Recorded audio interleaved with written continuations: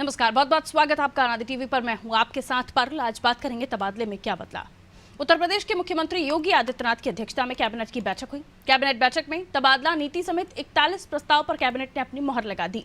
तबादला नीति को मंजूरी मिलने के बाद अब तबादले खुल गए हैं और इसी के साथ कर्मचारियों का लंबा इंतजार भी अब खत्म हो गया है। तो फॉर्म में है मुख्यमंत्री योगी आदित्यनाथ। चर्चा ये भी हो रही है कि क्या योगी लोकसभा में निराशाजनक प्रदर्शन के बाद कड़े फैसले ले रहे हैं और योगी रिकवरी में लगे हुए हैं। 2027 में अच्छा प्रदर्शन करने क्या होगी, क्या योगी आदित्यनाथ 2024 का डैमेज कंट्रोल करना चाह रहे हैं, इसलिए तेजी भी दिख रही है सरकार के कामों में।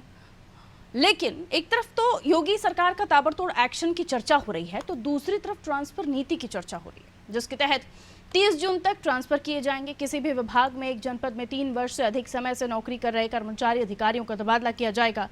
इससे पहले भी उत्तर प्रदेश में योगी सरकार के दौरान यही नीति लागू की गई और अब भी इस बार भी यही नीति लागू की गई है। वहीं इससे लाभ की बात की जाए तो कई बार सरकारी कर्मचारी और अधिकारियों को अपने गृह जनपद से 500 या 600 किलोमीटर की दूर पर तैनात किया जाता था, उन्हें तैनाती मिलती थी और वो सालों तक वहीं नौकरी करते थे। ट्रांसफर नीति के जरिए व्यक्ति अपने गृह जनपद में करीब आकर नौकरी कर सकते हैं, क्योंकि व्यवस्था के अनुसार कई विभागों में व्यक्ति गृह जनपद में नौकरी नहीं कर सकता, लेकिन ट्रांसफर नीति के जरिए अपने गृह जनपद के आसपास के जनपदों में नौकरी कर सकते हैं। लेकिन सबसे बड़ा सवाल ये भी है कि क्या पारदर्शिता के साथ तबादले होंगे। पिछली बार जब तबादले हुए थे तो उत्तर प्रदेश में हड़कंप मच गया था। 2022 की विधानसभा चुनाव में जीत के बाद योगी सरकार का जैसे ही गठन हुआ था, पीडब्ल्यूडी विभाग में तबादलों को लेकर बड़ी कार्रवाई सामने आई थी, जिसमें तत्कालीन मंत्री जितिन प्रसाद के सहयोगी समेत अन्य पर कार्रवाई की गाज गिरी थी। खुद डिप्टी सीएम ब्रजेश पाठक ने अपने विभाग के तबादलों पर सवाल खड़े किए थे। योगी 2.0 सरकार में तबादला नीति को लेकर लगातार तीसरे वर्ष मंजूरी दी गई है, लेकिन पारदर्शिता के साथ तबादला करना एक अहम कार्य है, जिसमें सरकार कितना सफल होती है और कितनी पारदर्शिता के साथ तबादले होते हैं, ये देखना दिलचस्प होगा। तमाम सवाल होंगे, चर्चा होगी, लेकिन कुछ प्रतिक्रियाएं हैं वो आपको सुना देते हैं। कैबिनेट की बैठक में प्रदेश के विकास को गति देने के लिए विभिन्न विषयों पर चर्चा हुई है। स्थानांतरण नीति आ गई है और 30 जून तक स्थानांतरण प्रदेश में हो सकेंगे।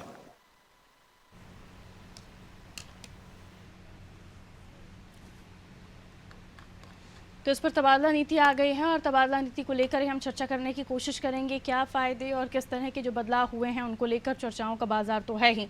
कृष्ण मोहन पांडे जी भारतीय जनता पार्टी से हमारे साथ जुड़े हुए हैं, राज शर्मा जी कांग्रेस से हमारे साथ जुड़े हुए हैं, अशोक कुमार तिवारी जी सपा से हमारे साथ जुड़े हुए हैं, सैयद रजा रिजवी साहब हमारे साथ वरिष्ठ पत्रकार हैं बने हुए हैं। बहुत स्वागत है रजा साहब आपका भी।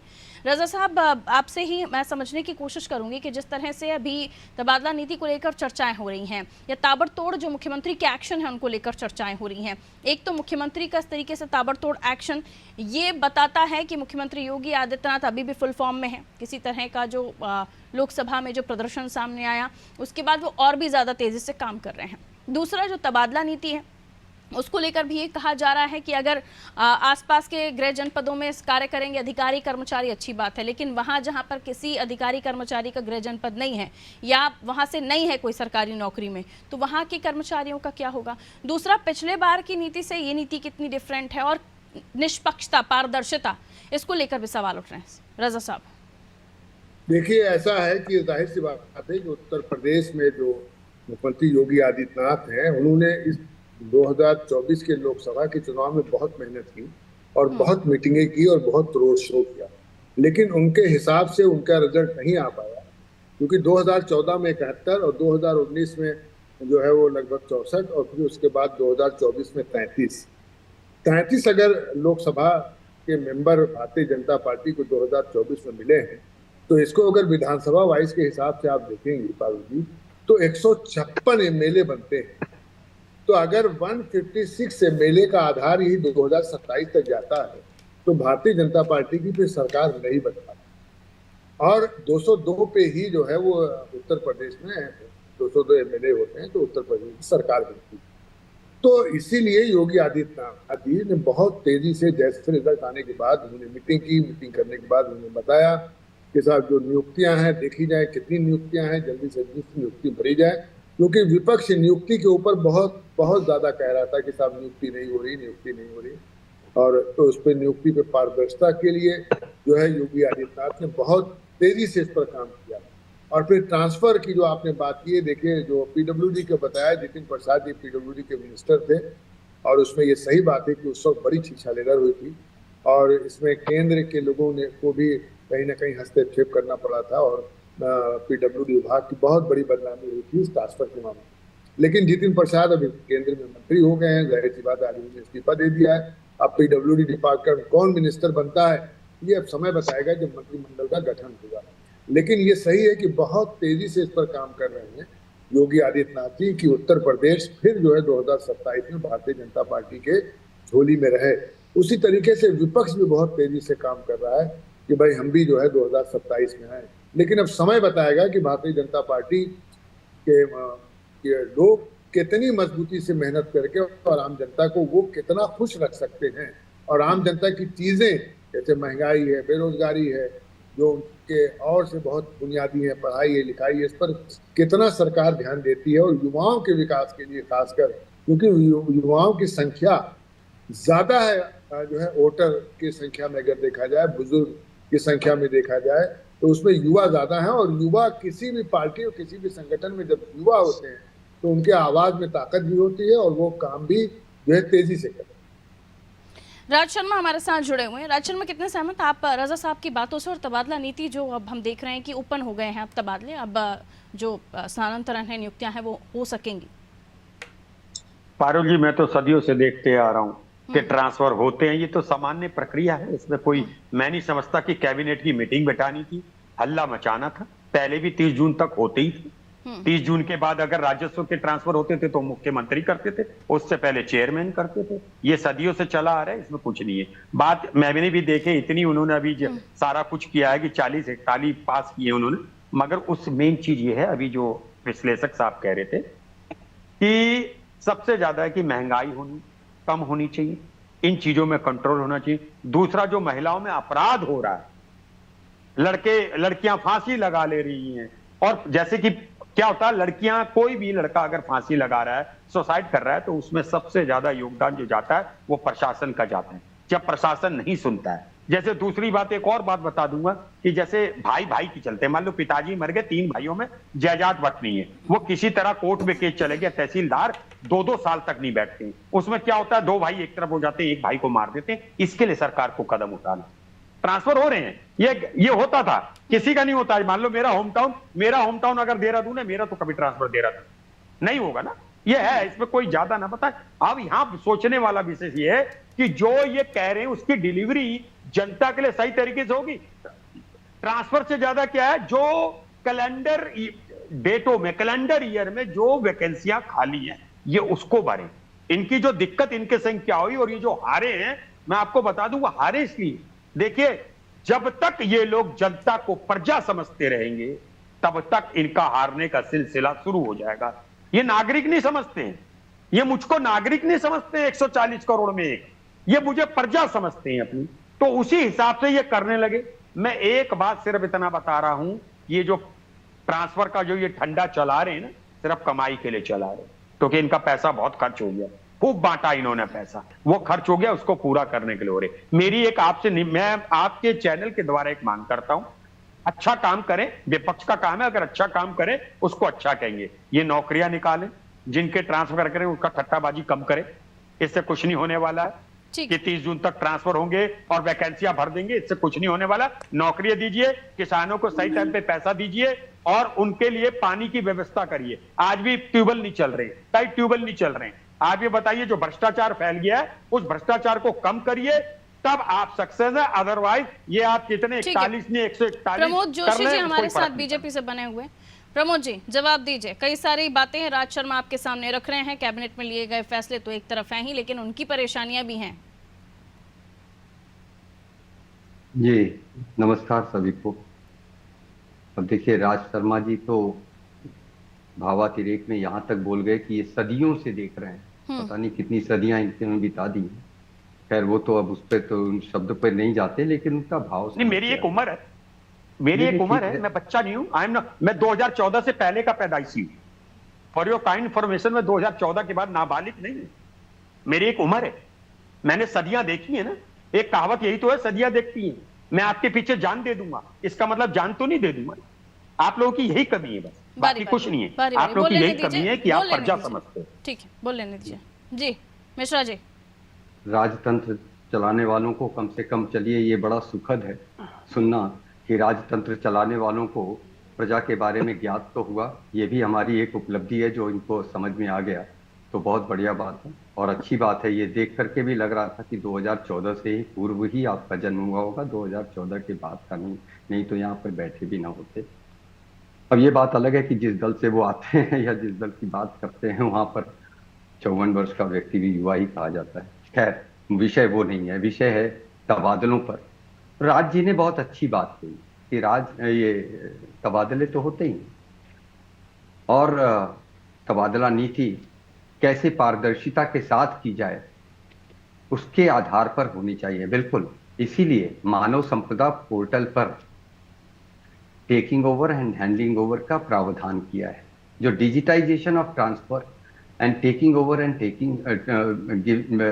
टेकिंग चार्ज, दैट इज वो प्रोविजन किया गया है कि मानव संपदा पोर्टल पर होगा और 30 जून तक इस कार्यवाही पर जो है इसको क्रियान्वयन का किया जाए।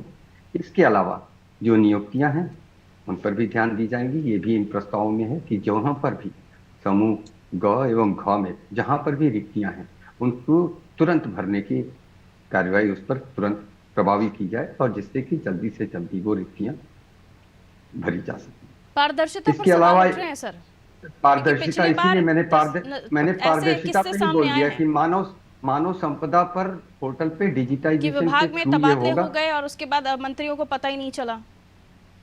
नहीं, यही तो पारदर्शिता की ही तो बात कर रहे हैं। इसीलिए तो मानव संपदा पोर्टल पर भी उसका डिजिटाइजेशन के थ्रू भी रखा जाएगा, जिससे कि सारी प्रक्रिया को पर पारदर्शिता बनी रहे। इसके अलावा एक और सुखद समाचार है जो शायद नहीं ध्यान में आई राज्य को ये सुन के प्रसन्नता भी होगी, जो 30 जून को जिनका रिटायरमेंट है या दिसंबर को जिनका रिटायरमेंट है उनको 1 जनवरी को जो वेतन वृद्धि मिलेगी या 1 जुलाई को जो वेतन वृद्धि होगी वो भी उनको मिलेगा। दूसरी बात, आज जितने प्रस्ताव रखे गए मंत्रिमंडल में और जिनको पूरा किया गया उसमें आपने सुना होगा 5 विश्वविद्यालय, कुछ निजी विश्वविद्यालयों को मान्यता प्रदान करना और हर एक मंडल में एक विश्व स्तरीय विश्वविद्यालय की स्थापना तुरंत जल्दी से जल्दी, जिससे कि उसमें विशेषतः ही इस बात का उल्लेख किया गया है कि प्रदेश के छात्रों को बाहर जाने की आवश्यकता न पड़े और यहीं पर उनकी शिक्षा का प्रावधान किया जाए। और जहां तक बात है त्वरित गति से, तो जैसा सैयद रजा रिजवी साहब ने कहा, बिल्कुल चुनावी प्रक्रिया समाप्त हो गई है। सरकार अपनी पूर्व की तरह से ही, ये डबल इंजन की सरकार उसी गति के साथ कार्य कर रही है, उसी गति के साथ कार्य करेगी। मैंने जिक्र किया इसी बात का किया था कि अब तेजी वही दिख रही है। योजनाएं जनहित के कार्य प्रभावी ढंग से, जो 2 महीने में जिनकी गति में थोड़ा सा ठहराव आ गया था आचार संहिता की वजह से, उनको प्रभावी ढंग से कैसे किया जाए, कैसे अशोक जी हमारे साथ बने हुए। अशोक जी, आप क्या कहेंगे? जी देखिए अरुण जी, ये एक सामान्य प्रक्रिया है। मंत्रिमंडल की बैठक या प्रस्ताव पास करना या जो है तबादला नीति पर कार्य करना, ये एक सामान्य प्रक्रिया है, हमेशा होता रहता है। इसमें कोई बड़ी बात नहीं है। बड़ी बात तब होगी जब महंगाई से निजात मिलेगी उत्तर प्रदेश को, जब उत्तर प्रदेश में भरपूर तरीके से नौकरियां निकलेंगी और जो है उनको उसमें परीक्षा लीक नहीं होगी, जब किसानों को जो है राहत मिलेगी, सबसे बड़ी बात यह है। और ये अभी तो दिखाई नहीं दे रहा है फिलहाल। सच्चाई यह है कि भाजपा की उल्टी गिनती शुरू हो गई है। भाजपा समीक्षा कर रही है, करना चाहिए उसको, अपना आत्ममंथन करना चाहिए और फिर से जो है कुछ और तरीके से, नए तरीके से आना चाहिए सामने, जिससे उसकी कुछ ताकत दिखाई दे समाज में। इस समय तो निर्जीव हो गई है भाजपा। इस समय तो भाजपा पूरी तरह से निर्जीव हो गई है, पूरी तरह से ताकत कम हो गई उसकी। और आज की डेट में जैसा कि हुसैन रिजवी जी बता रहे थे कि 156 की संख्या हो गई है विधायकों की, अगर हम इस चुनाव को मद्देनजर रखें तो। सच्चाई यह है कि आने वाले समय में 2027 में इनको अब हारना है। अब कितना हारना है ये डिसाइड की जनता करेगी कि कितने पे सिमटते हैं, 100 से नीचे आते हैं या 100 से ऊपर रहते हैं। हालात ये है कि इनको फूटी आंख जनता देखना नहीं चाहती है। कितना भी ये तबादला नीति कर लें, कुछ भी कर लें, ये तो सरकार की प्रक्रिया होगी, ये तो होना ही है, इसमें कोई नई बात नहीं है। जी, आपने कहा कि बहुत ज्यादा कुछ नहीं हो पा रहा है, लेकिन वहां तो चर्चा ये हो रही है कि दोबारा से एक्शन मोड में नजर आ रहे हैं योगी आदित्यनाथ, फिर दौड़ पड़ा है बुलडोजर, फिर बैठकों का दौर शुरू हो गया है। अभी आगे आगे देखिए होता है क्या, आगे आगे देखिए होता है कि अभी तो केंद्र की सरकार ही पूरी तरह से नहीं अभी गठित हुई है, लेकिन अभी कैसे कार्य करेगी, कैसे क्या होगा, यही डिसाइडेड नहीं है। अभी ये बैसाखियों की सरकार है, किस तरह से काम करेगी, किस तरह से हाथ जोड़ेगी, किस तरह से समर्थन लेगी, इसी पर विचार चल रहा है। अभी केंद्र में ऊहापोह की स्थिति चल रही है और उत्तर प्रदेश में योगी आदित्यनाथ जी ने मीटिंग किया, अच्छी बात है। आगे आगे देखेंगे कि आगे करते क्या है, कितनी नौकरियां दे पाते हैं, कितना रोजगार दे पाते हैं, कितनी महंगाई कम कर पाते हैं, किस तरह से किसानों की दिक्कतों को दूर कर पाते हैं। अभी बहुत बड़ा चैलेंज है। आज प्राइवेट विश्वविद्यालय की बात करते हैं, सरकारी विश्वविद्यालय कितना खोलेंगे, कितना कार्य करेंगे, इस पर देखा जाएगा। खाली नाम बदल देने से बहुत कुछ हासिल नहीं किया जाता है। जनता ने बता दिया उनको कि नाम बदलने से सरकार नहीं बनेगी, नाम बदलने से वोट नहीं मिलेगा। जी प्रमोद जी, वापस आप ही के पास आ रही हूँ। अभी जो अशोक जी ने कहा वो बात तो है ही, और इसलिए क्योंकि उतना बेहतरीन प्रदर्शन लोकसभा में नहीं रहा, इसलिए इस तरह के ताबड़तोड़ काम किए जा रहे हैं, ताबड़तोड़ सभाएं कार्यक्रम हो रहे हैं, बैठकें हो रही हैं और फिर डिसीजंस लिए जा रहे हैं। ये बताने की कोशिश या फिर 2027 की तैयारी अभी से शुरू कर दी है? क्योंकि सपा कांग्रेस तो अपनी तैयारियों में जुटे हुए हैं, आम आदमी पार्टी भी प्रदर्शन कर ही रही है। पारुल जी, इस देश में लगभग हर 6 महीने पे चुनाव हुआ करते हैं। पहले सरकार कर रही थी काम, तो चुनाव आने वाले हैं इसलिए काम कर रही है। चुनाव हो गए संपन्न और सरकार उसी गति को फिर से पकड़ लिया, तो चुनाव हो गए हैं, अब अगले चुनाव आने वाले हैं, उसकी तैयारी है। जहां तक रिजवी साहब की बात है, उन्होंने एक आकलन किया, उसके आधार पर उन्होंने आकलन दिया।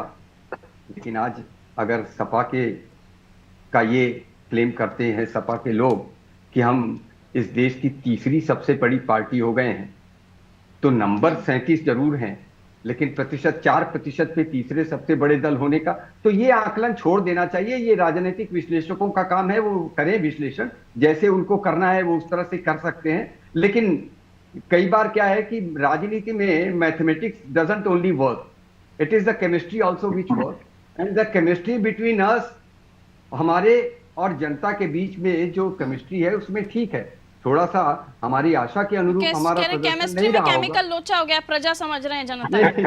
नहीं वो ठीक है, केमिकल लोचा हो गया। लेकिन अभी हमारे तिवारी जी बोल रहे थे, तो तिवारी जी जैसा बोल रहे थे, उन्होंने पहली लाइन बोली, अगली लाइन नहीं बोली, जो मैं बोलना चाहूंगा जी कि अगली लाइन भी बोल देते जरा, इब्तिदाए इश्क है रोता है क्या।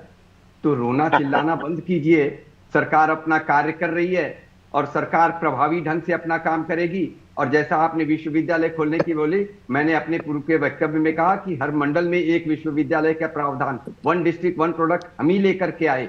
हर जगह पर मेडिकल ये हॉस्पिटल्स का, हर जिले में एक मेडिकल कॉलेज का प्रावधान हम लेकर के आए। लखीमपुर में अभी आज के ही मंत्रिमंडल के प्रस्ताव में लखीमपुर में एक एयरपोर्ट। और जहां तक बात है किसानों की, हाँ किसानों की समस्याएं हैं, ऐसा नहीं हम कहते कि किसानों की समस्याएं सारी समाप्त हो गई, लेकिन पहले ही दिन, पहले ही क्षण में सबसे पहला हस्ताक्षर प्रधानमंत्री जी ने किसी पे किया तो किसान सम्मान निधि को तुरंत रिलीज किया, तो पहला ही कार्य वही किया।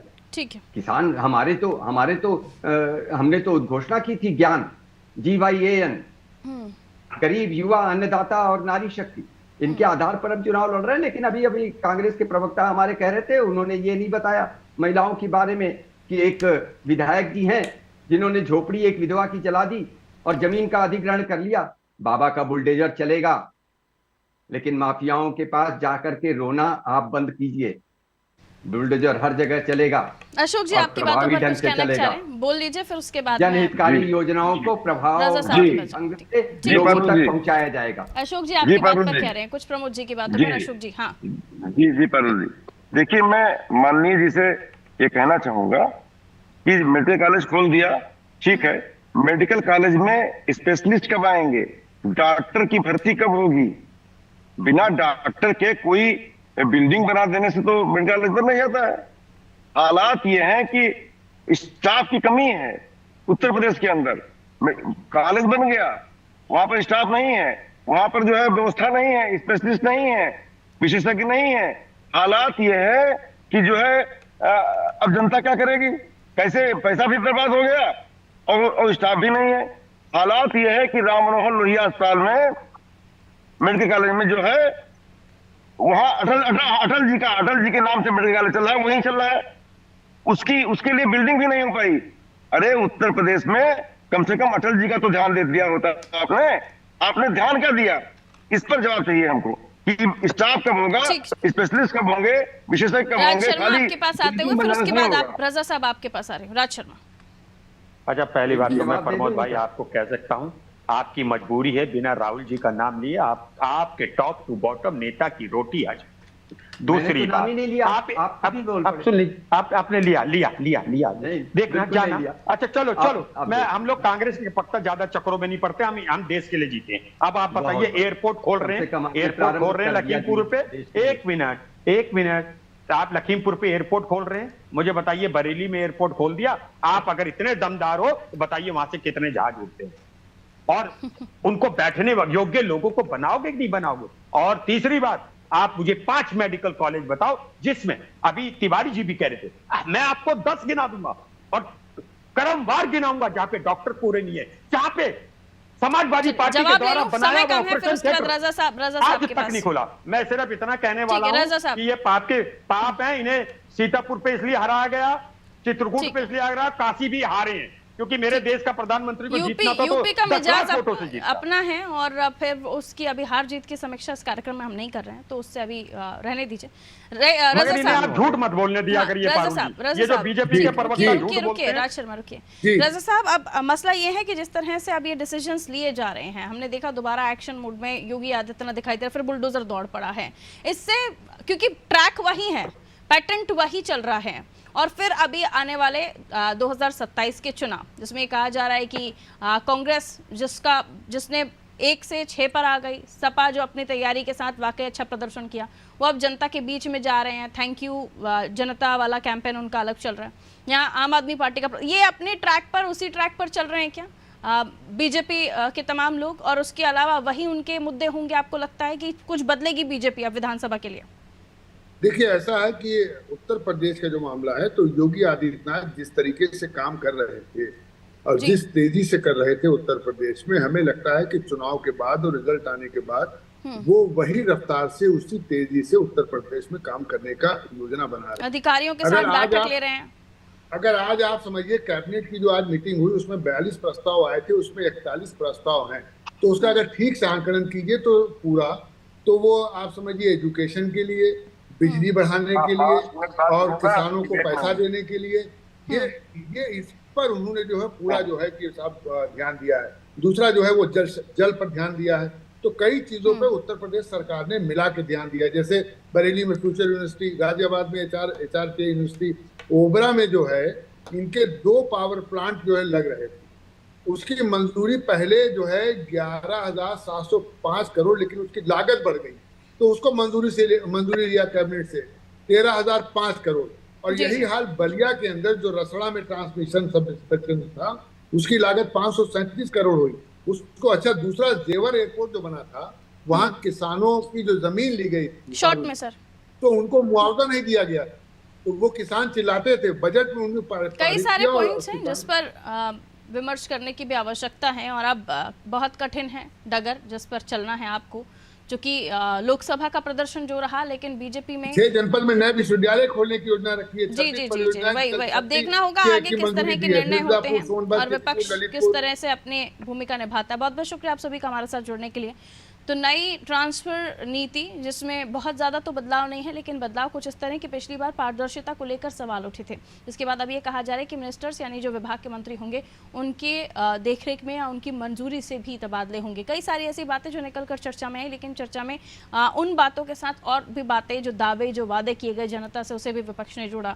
अब आने वाले समय में, क्योंकि 2027 के लिए भी दल अपनी तैयारी कर रहे हैं और योगी आदित्यनाथ एक बार फिर फुल फॉर्म में दिखाई दे रहे हैं, तो उनके अपने काम, वो जिस तरीके से उनकी कार्यप्रणाली है, बुलडोजर दोबारा दौड़ गया है। लेकिन तबादलों को लेकर वापस वही जो आ रही जो चर्चा हो रही थी, उसमें अब आगे क्या बदलेगा, जो नॉर्म्स उसमें इंक्लूड किए गए हैं उससे किस तरह से फ़ायदा अधिकारियों को मिलेगा, ये तमाम चीज़ें हैं। रखिए अपना ख्याल, दीजिए मुझे इजाज़त, नमस्कार।